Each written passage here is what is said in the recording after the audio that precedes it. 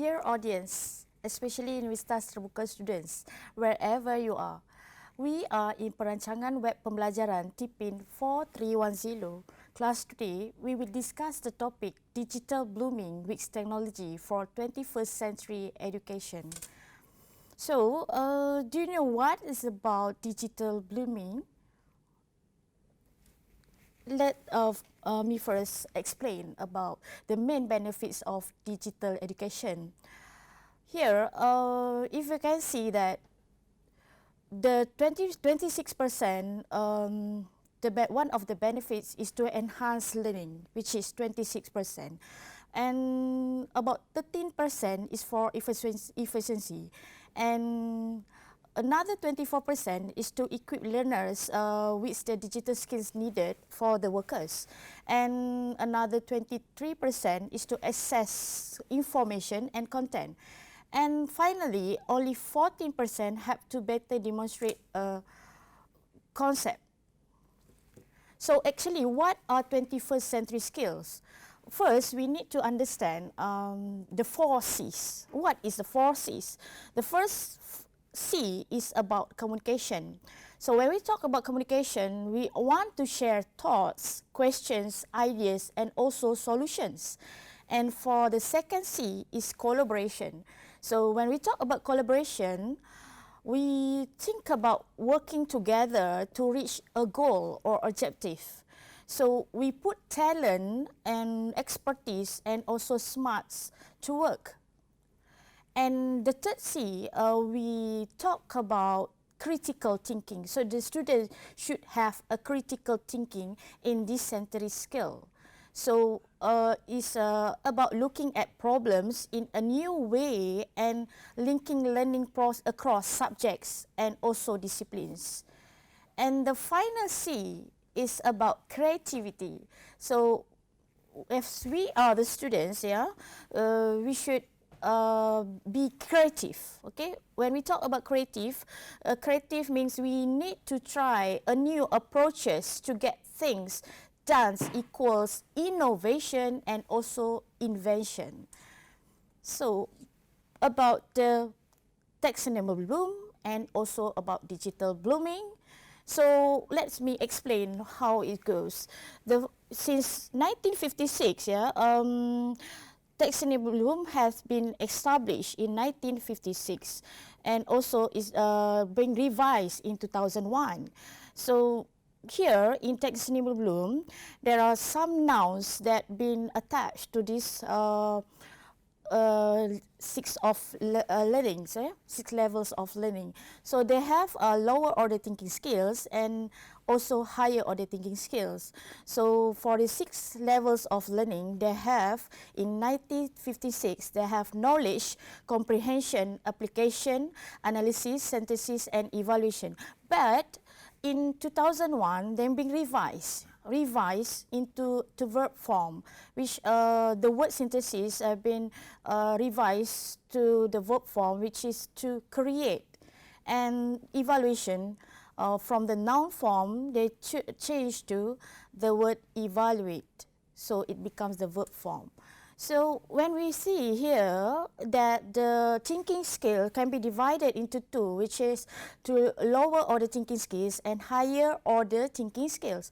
So for lower order thinking skills, they have a level of knowledge, comprehension, and application. But for higher order thinking skills, the analysis, synthesis, evaluations included in this, and they made a revision into 2001 that they have analyze, to evaluate, and to create. So when we talk about Bloom's taxonomy revised, the most important thing that we have to know the stages. So the stages, which is to include including remembering, understanding, applying, analyzing, evaluating, and creating. So for each stage, like for remembering, the comprehension level that the student need to know that the question is like this: can the student or can you recall or remember the information? So for remembering taxonomy stage. And the keywords that the lecturer need to meet the objective or the goal is to, like, by end of the lesson, the student should be able to define the meaning of certain concept. So same goes to other comprehension, like understandings, like the comprehension level is like can you explain ideas or concept, and the next stage is for applying. Can you use information in a new way? Okay, and the next for analyzing stage, can you distinguish between different parts? Okay, and for evaluating, can the student or can you justify a stand or decision? And for the last one, to create, that means you ask yourself whether you can create a new product or point of view. So there are some examples of Bloom's taxonomy which is applicable or for each stage of level of learning. Okay, for like creating, for creating, you have like you can do type of content which include project tasks or group project tasks. And for evaluating, you can have a like case study, okay, group discussion, scenario-based game. And for analyzing, maybe you can have interactive whiteboard and graph builder. And also for applying, for applying stage, maybe you can have like workplace simulations or scenario-based game. And for understanding, you can have like explaining video, group task, group discussion. And for the last one, remembering, you can have like in-video quiz, infographic, okay, like, and also quiz. So when we talk about what is Bloom's digital taxonomy, so it started in 2008 by Andrew Churches. So keeping Anderson and Carol categories, so they just creates like a hierarchy of learning activities in digital environment. So that's have they have provided with a Bloom digital taxonomy diagram, and of course the Bloom digital taxonomy, they can be used based on the web. That means you can use the web to have this Bloom's digital taxonomy. So, and also from the iPads that you found many applications, right, in the iPad. So you can also get some of these applications which suit the Bloom's taxonomy too. So, and also if you have a smartphone which use Android, so like Android apps, you also can have this app and support your Bloom revised taxonomy or Bloom digital taxonomy. And I give some examples about the iPad, Android apps, and also web tools. So there are different type of digital tools that can be used through this platform. So like creating, in iPad, you can use like Scribble. Do you know Scribble? Okay, if you don't know, you can find it later. Okay, Scribble Press. And like iMovie, you can film and you can make a video. Okay, for the film.